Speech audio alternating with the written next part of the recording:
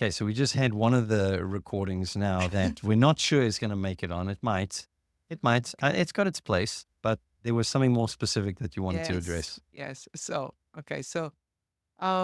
We discussed that fatigue is very much related to convictions and how, and all of this, how we perceive things. But I wanted to come back on something you mentioned often, prioritizing. Mm. And how do you prioritize?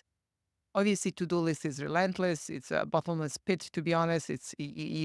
Pushing your whole day to-do list is not going to, but it's gonna not gonna stop the following day filling in again. What I love about your life, the way you live, and I know you live it. I mean, I'm privileged to witness this. Is how well and intentionally you guard yourself. You are so intentional about understanding self and where are your limits. So and not only that you express them openly Mm. to others, how much you're available at which time, but also as the situation arrives, you do have tools to decide should I engage or not, and you're very aware of consequences on your resources.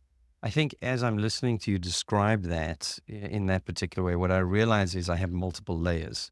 I Yes, have layers in my life that, in many respects, allow me not to be so rigid to just say blanket statement no, exactly. but also not to allow a level of flexibility to overwhelm me to the point where I become, sort of unhelpful to the things that are most important to me. So I think that you're right. I mean, and it's not something that developed overnight.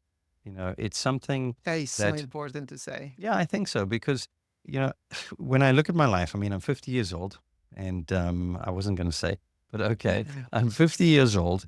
And a question that came up recently was, where does Ryan struggle with self control? Yes. Right? That was a question that How came are we up. gonna hear it? And in many respects, I had to think about it. And I said, you know what? I mean, if I am genuinely fatigued or I am in a situation where there might be opportunity for something that is appealing, there's a temptation, whatever it might be, you know, I'm no more innately, sort of resilient or resistant to those kinds of things than any other person. So my comment was along these lines. I know very quickly where I am going to be tempted, and I usually avoid those areas. That's not avoidant. That is a recognition of I don't want to have to find myself exercising intrinsic self control because I know it's depletable. So, what I do is mine is much more a matter of self regulation. So, to your point of discussing the kinds of things where I regulate around what? I regulate around my priorities of my family, my faith, my health, my own capacity to deliver. So I prioritize exercise in my life. I prioritize making sure I get enough sleep. I don't, in So all do you have probability. non-negotiables? There are certain things in my life that are absolute non negotiables, and they usually relate to my faith and they relate to my family, right? And I try and be as flexible as possible on many of the other things, right?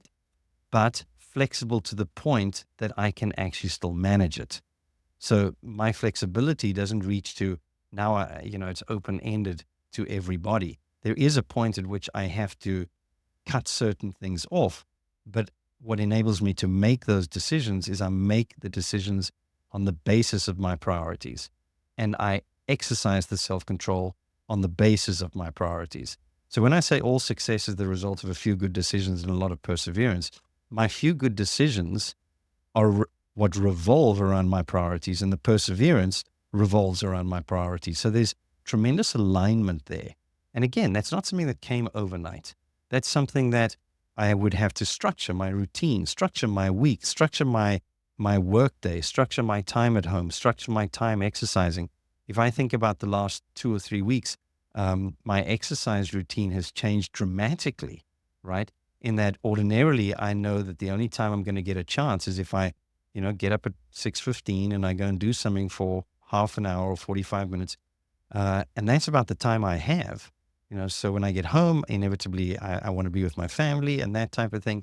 So I exercise at home. Well, the last 2 or 3 weeks, there have been later nights, and the later nights mean, well, I'm probably not going to get up at 6:15 every morning to do that. So I will adjust and say, I'm going to focus more on sleep for this week than I am on exercise. And in that case, then I would say that doesn't mean I do nothing. It means I focus more on my no sweat principles. So I'll do a Exactly. couple You of push-ups in increase the snack between. So I exercises at the absolutely. practice. So Yes. there's continual adjustment because all the pieces are there. But you don't drop it. Nothing gets dropped.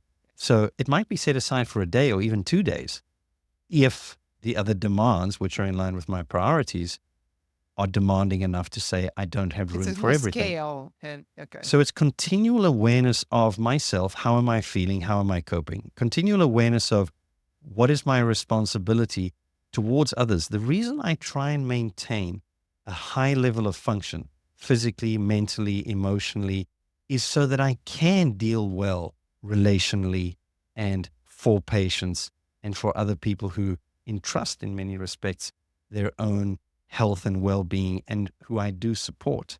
So prioritizing is simply, what do I value most in my life? That's all a priority is. A priority is something I consider to be super, super important. I think the problem that we have in today's society is, or just life in the developed world, in the modern world, is there are so many things that are bombarding us through our senses, through just continually what we're seeing and hearing. And there's always this assessment, is this a threat or is this an opportunity? So it's easy for us to be distracted very, very, quickly. I try and minimize distraction. I really, really try. That doesn't mean that I'm never distracted by anything, but I don't typically have a lot of things on my phone that would say, oh, I need to pay attention or, quickly do this or quickly do that. I don't have a lot of things on my laptop. I just try and keep that at bay as much as possible. That doesn't mean, again, I'm disconnected from the world. It doesn't mean that I'm not in tune with what's happening around me. It just means that I'm mindful again of my own limitations. And because I recognize my own limitations in areas of energy and in areas of focus and in areas of, physical health or financial resources, I am continually weighing up my priorities, which are usually, again, my people and my faith and my responsibilities and my resources. So these are, always sort of adjusting in and around themselves within this self-regulated system. Now, anything can happen in a day, and I'm acutely aware of that, and I experience those things often, that something comes in to shake that structure, Exactly. which is why I say again, mine is not now I'm utterly dependent on structure and process as my protection, as my It's not guard. in the moment the conversation that you have internally. So I just want So, to touch what yes. is guiding decision as something arrives and kind of starts being in conflict with priorities that you had. And we had that today. I mean, you Yeah. had to make a couple of I had to we drop plan 2 hours today of something that absolutely yes. But yeah. I just want to know, how does that internal conversation goes? Here's how it goes. In many respects, again, because I have clarity on what my priorities are, I function very, very much through the assessment of how I feel, right? In other words, I would describe a feeling as an experience. It's a mind body experience in response to an experience, real or imagined. And it is intended to be a display for self and others to establish what I'm going to do with this experience I have and what's going to follow. Do I do more of the same? Do I have to change things? So the emotion or the feeling is there to motivate a response. So I check on my feelings a lot. So how am I feeling? If I'm feeling, you could break it down to positive or negative. If I'm feeling something that's negative, maybe I'm frustrated or whatever else it is, I would look at that and quickly assess, what are my expectations? Half the time when I'm frustrated by something, the expectation is it's unreal. Come on, let's be serious. That's life. Okay. Whether it's the person who's parked in front of me who's not moving or whatever else it is. So the feeling Yeah, quickly, you are excellent at acceptance. and that is in many respects the key. So I will have the feeling and I will quickly check, what am I expecting? And if my expectation is reasonable, as in what happened today, I checked all those things. I was really not happy about what happened today, right? But I can check through, my expectations were not unreasonable. That doesn't mean I'm going to use them to justify something. It just means, okay, the feeling I'm having is valid. Okay. What am I now going to do about that? Where am I going to go ahead and put my time and attention? Is this my priority? Is this something that I'm going to go ahead and give the time, the attention, anything else to? Or is this, it is what it is. And it's not something that is either going to change, or it's not something that I can change, or it is something that I can change, but it honestly isn't worth it to me. And I can run through those questions and assessments by now very, very quickly so that within seconds I can say, oh, I'm moving on. Again, acceptance doesn't mean I'm happy. Acceptance means I'm not going to get stuck here. It means that I have processed things to the point where I can let this go. I find release to move on with my limited resources to the other things that are important, that demand my time, energy, and everything else. So the questions, again, I love what you pointed to there. Many of the questions in my thinking relate very, very quickly to, is this something I accept, or is this something I address? And by this stage, not that I get it perfectly right, but by this stage, I think because I am so clear on, who is important, what is expected of me, what are my responsibilities, what are my roles, what is the character that I want to, be consistent with, how is it that I want to sort of carry myself. Those things are very quickly there to fuel that decision, and I'm more than happy letting things go. Honestly, I really, really don't find that particularly difficult. I will not let go of something Well, important. with you, I notice. I mean, most of us are not aware of this. We underestimate the influence of the things that we expose ourselves to. I mean, there's always reaction. Is it subconscious or conscious? Just exposing yourself to a image of something that makes us unhappy. I mean, even if it's 3 seconds, it does create a change, and it will influence how you see something else after Yes. that. It can create a bias or whatever you create, engaging later. And so we underestimate. You're very good at kind of keeping yourself from the noise. I think that's something we don't use enough. I think we underestimate how cluttered our environment is with the noise. And I mean, really, social media creates such a, I mean, when I looked at it, and funny enough, my daughter said the same. She said that how unhappy she can end up after just a short session on Instagram, because the level of, I mean, how much we are now living in a world where what is unreal is created so real. We have skewed reality. All these tools, technology has been used to skew reality so well, and that we actually now recognize as reality and build our expectations in line with something that really is unattainable often. But I find that as well, someone said it so well. All we have to do is create a society in which all of us are unhappy and hate ourselves, and we will have consumers for the rest of our life. We will literally be able Sadly to true. sell them all the time something. They will constantly be on a hedonistic kind of wheel and never happy, but so close to it, but never happy because we raised the bar, we moved the bar, and the reality is so fluctuating. And actually, that's because it is not reality. It is built up, it's skewed, and we looking through kaleidoscope, honestly, that and we just don't even know that. But what I find with you, you kind of have this wonderful dissociation. And you said it so well. I mean, your reference points obviously in faith, but family and faith, I mean, you never lose your sight. And I think when you asked, when you said the question to us, cost in relationship to what? Yes. I think that was so important. Now, that assumes that I know a lot of these things that you have built down the line, right? That I understand priorities, that I actually have my values in line, that I know what cost will be. Yes. So and has to happen very quickly because you're in a moment of decision making, and that decision will now roll into action, right? And that action has a consequence. So it's not something, this is why I say it's not overnight. No. You have to have this clarity on a lot of things before, and this is constant practice. I mean, it's overlearning. So let me give you just something that, as you mentioned, you brought up this issue of expectation as you were describing Yes, Anna and what she has. Now, such an watch this important part of our expectation, lives. and I'm going to show you why I think over time how understanding this has made the process much clearer and easier for me. It's expectation is a forecast. Expectation is how I anticipate Exactly. something will be. An expectation is rooted in the fundamental pursuit and preservation of maximal satisfaction. Ask a person if they think they deserve to be happy. What do they typically say? Of course. Yes. And you ask them, Absolutely. says who? They're often quite At a state of stumped. existence. The fundamental drive, the pursuit and preservation of maximal satisfaction elicits in us the sense that things are going to be good, right? We're going to be happy. So it comes from there. It comes from perspective. The things that we believe, and perspective, I've said before, is everything. So we've got expectations from this drive, this motivation. We've got expectations from perspective, which is our model of the world.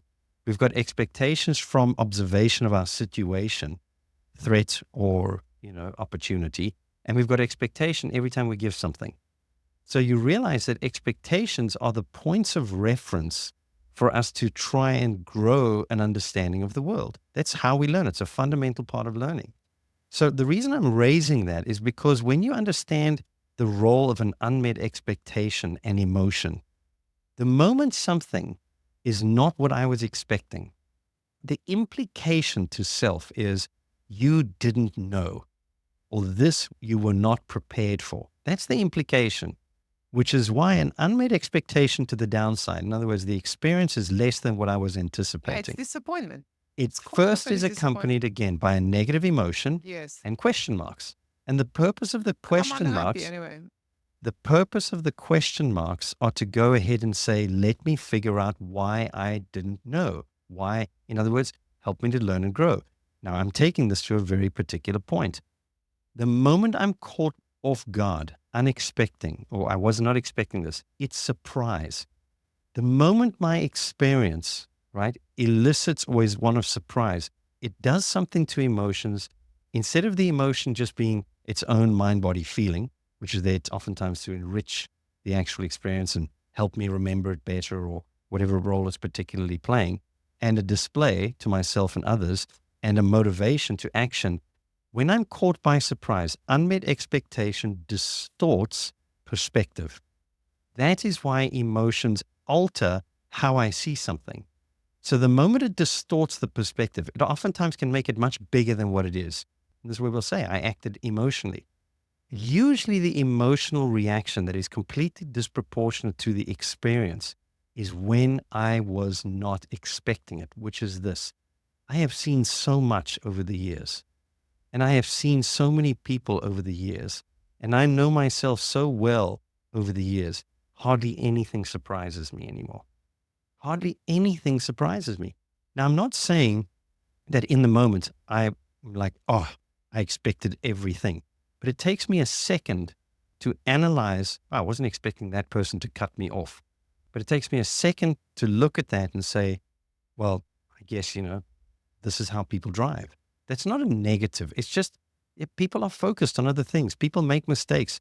So very quickly, I can take something that seemingly was not immediately expected and have it fit into an overall understanding of reality that means, again, very little ever takes me by surprise. And as a result, very seldom do I find myself emotionally charged to the point where either now self control is under threat or, I'm going to act, sort of completely disproportionately to this. I'm going to overreact or underreact. Again, that doesn't mean I get it right all the time, but you're asking in many respects how that sort of plays out.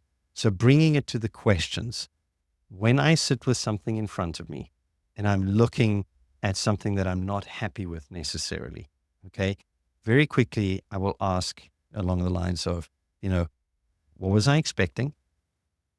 And again, right, if my expectation was valid, and this is negative. Lots of horrible things happen in the world. And you know what? I can't get away from the fact that this isn't right.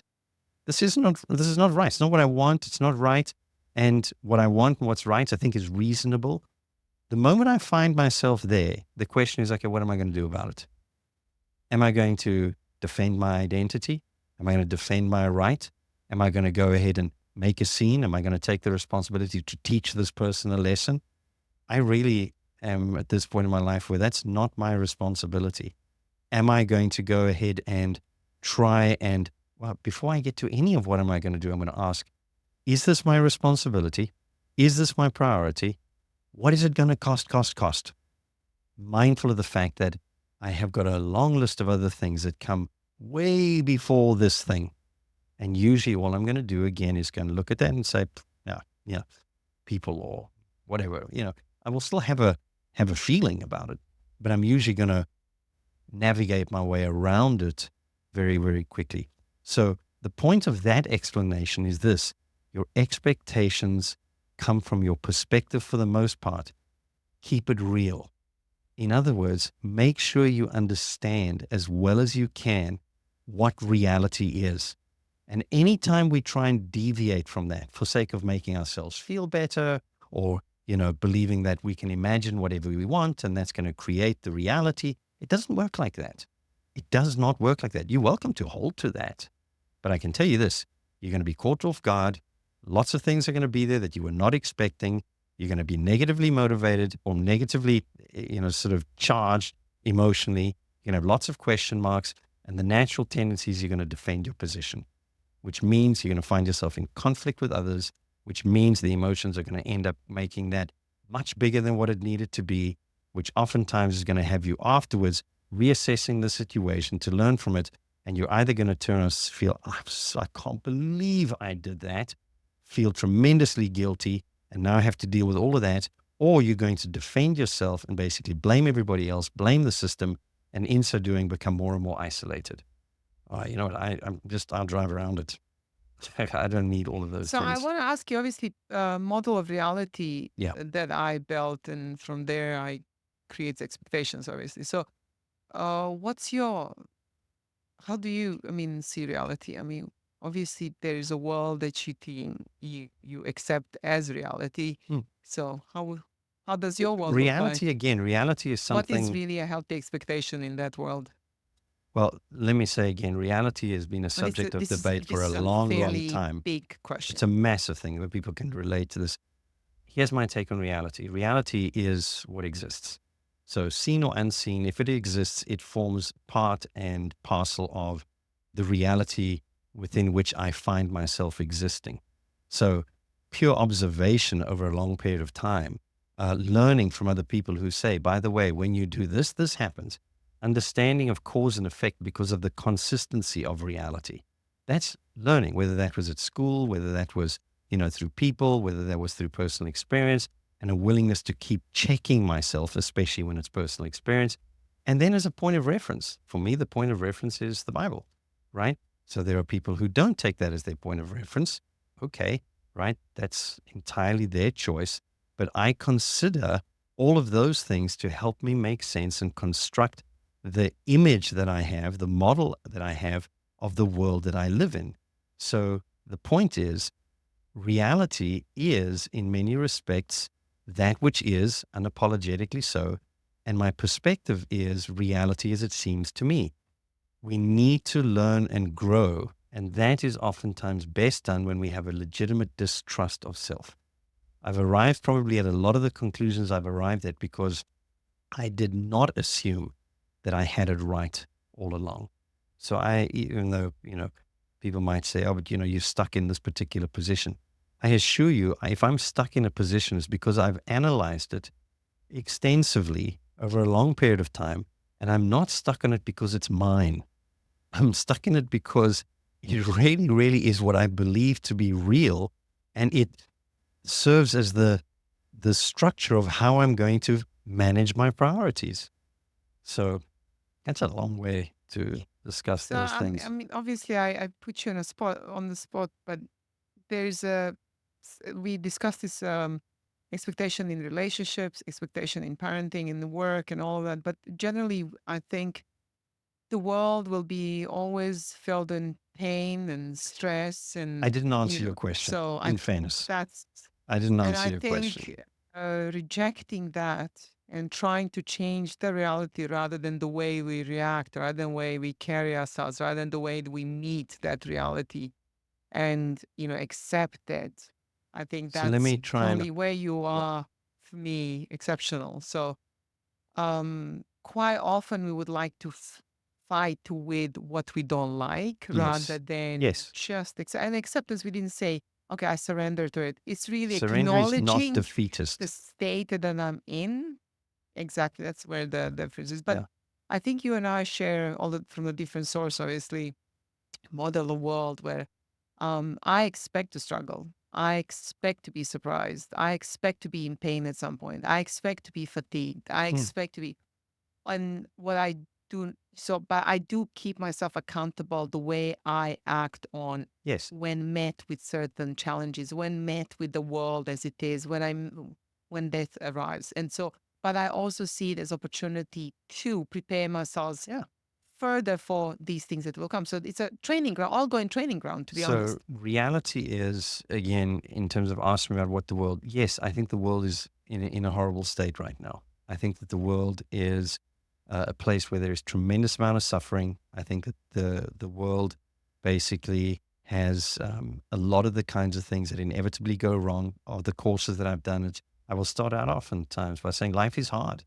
Life is difficult. Life isn't always as pleasant as what we would like. I'm also thankful to say that in life, there are many good things. There are so many things that are just a joy, that are a blessing, that are things to look forward to and things to be thankful for.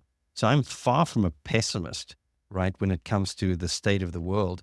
But the reality is, yeah, not everything is going to be the way I like. Not everything is going to be the way that I want. And that, I think, is where we would agree. Not that I'm on edge all the time of things bad. I really I can't control those things. I have a very simple statement. Live now.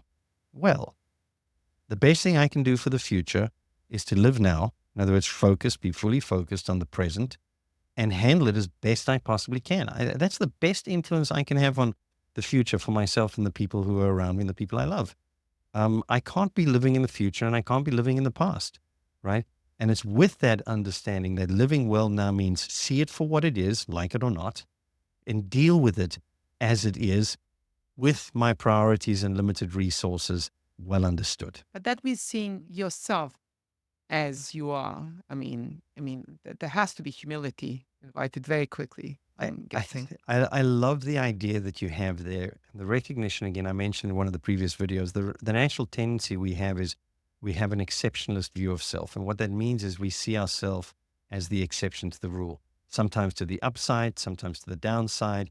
The point is we see ourselves separate to some degree from everything else. That's normal. That's natural. That's part of the design. But we can't allow an exceptionalist view of self to think that we are an exception to the rule. We're an exception to reality. We are not. We are part and parcel of the reality. Our perspective might suggest that we are. And here's the deal. If you act like that, you're going to find out very quickly that most people don't agree with you.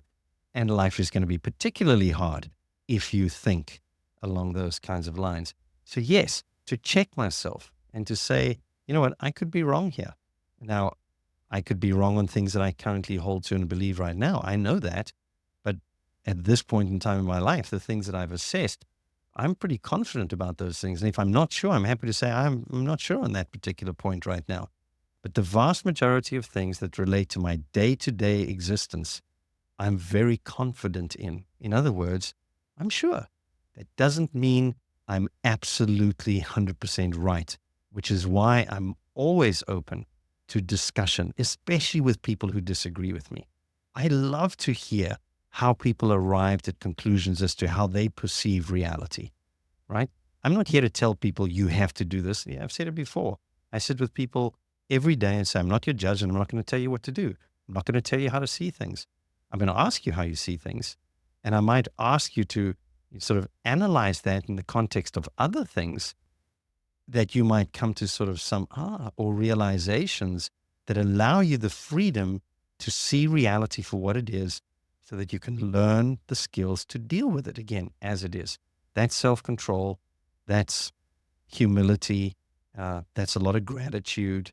Those are all those kinds of things, which in many respects make even a difficult life a genuine joy. So, full circle. So, if we can just summarize, always take care of your physical Do health. your best. Yeah. Absolutely. Don't sacrifice that. It is a boat that keeps you on the water. Really, I always say I remember my always I was laughing when I said that the body is a boat, and then your mind is the passenger is looking around, and the moment the body starts, I mean, the boat has holes. There is no more enjoyment of the view. Honestly, it's just it's a completely different life Great picture. analogy. So, but I think with you, I mean, I know that you do this really with consistency. Food, never underestimate really the fuel you provide yourself to the boat. Sleep, take care of it as much as possible. And we didn't say perfection. That's really what we don't want. It's really It's not consistency, possible. and it's a long haul. And then obviously this conversation inside, Yeah. Internal dialogue, internal internal dialogue, conversation, absolute. It's essential. keeping the values at the Essential. forefront of your mind. Why am I doing this? What's gonna cost me? I Cost, think cost, that cost. is so important. I What's mean, this going to cost? and I mentioned this why I appreciate these questions. Change and really these big changes take time, and it's ongoing, to be honest, It's because ongoing. we meet the life again in as we progress through life, we meet new challenges that we haven't been through before, and so we again feel that we have to learn something. But what I love is that I have a breathing space, so I Mm. need in that moment to ask myself, before I react, I need to stop, I need to call back the choices I have. So So awareness and intentionality and bringing repetitiveness. it back. Yeah. So in the moment, how do I keep myself in check and make the right decision with the knowledge that I have? Yes. So giving me time to think about what do I know? How do I know that's correct? What is the cost if I make, and how many choices do I really have right now? And so all of these things can happen very quickly, Yes. but funny enough, I need just a little bit of space to remind myself I have a choice. I do have a choice right now Mhm. how I'm going to present myself in the world, in the situation, toward the person I'm in front of. And, so I think that was so important for me. Let me say to you again, these things can become very quick. They Absolutely. can, It's just, but don't feel that to begin with, they have to be quick. I would much rather, I learned this too late in life.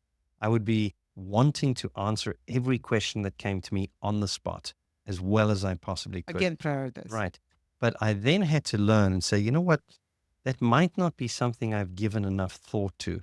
I'll get back to you on that. That was Oh, probably one of the that best. is so I valuable. saw that practiced or I witnessed that in other people who I knew were really, really, smart, thoughtful, the kinds of people that I would like to be like. And there were times when I'm like, I heard the question, I would have jumped in and answered it. And I watched them and they probably had a better answer than I had. And they would say, Wait, let me think about that for a moment. I'll come back. That was of the best examples that I've seen. I could probably do a better job of that, right? Honestly, it's something that I need to do better. But it is one of those things where it can become almost instantaneous and it can become almost habitual when we have that level of clarity and it doesn't require the amount of thought. But take your time where you I need think to. that this is something for another conversation. Understanding which decisions you should Yes. sit on, Yes. which decision really, you know, in a week time, you won't even think about much about them. So that is something that is That's a skill. it's a skill as well. Yeah. So because that's also an energy hole, where you dwell too long on certain decisions that honestly, in a bigger scale, I mean, they won't make much of the difference. They are almost in the level of preferences rather than the level of really some kind of deeper, consequential It's an excellent perspective. observation. It So really yeah, so is. I think we should hopefully have another conversation on that. Let's do that. I definitely think that I almost want to finish this one on these lines. We're talking about life in general. We're not perfect. We don't live perfectly.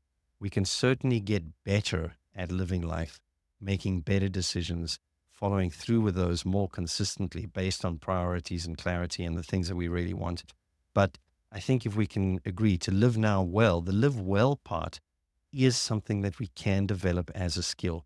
And by taking all of these bits and pieces that you're talking about and piecing them together to become a skillful individual in life, I like that idea. I think I we think that's what changed the perspective for life is all about, absolutely, actually. and we said that change the world Yeah, by starting with self. I yeah, think I like that. becoming a better thinker, being more self aware. I think it's just a remarkable journey and it's super rewarding. Thanks, Malik. I hope we have many more conversations. Thank you, Ryan.